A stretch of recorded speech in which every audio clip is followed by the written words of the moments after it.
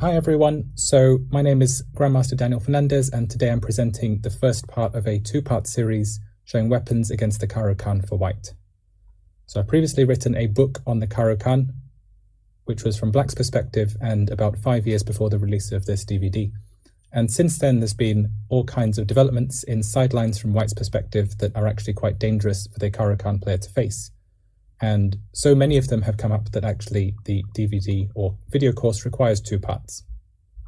In this part, I'm going to be talking about the Panov, which is after e4, c6, d4, d5, e takes d5, c takes d5, and c4. Typically, black plays knight f6 and then knight c3, when black has a choice of various fifth moves, knight c6, e6, or g6.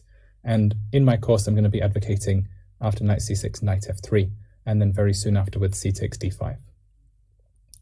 Also on this installment of the course will be the two knights variation, currently very fashionable, starting with knight f3, d5, knight c3, or indeed the other way around. And black has two main moves here, so apart from sidelines knight f6 and a6, which we'll move past relatively quickly, I will look at d takes e4 and bishop g4.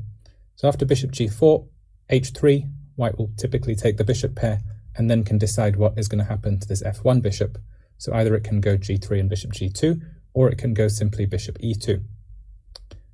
After d takes e4, knight takes e4, black is playing usually knight f6, although other moves exist as well, and white will take back with the queen on e4 when that happens. So there could be now knight d7 to f6, bishop e6 to d5, or queen d5 as various ways that white can experience some disruption to this queen. Otherwise, white is just usually developing with bishop c4.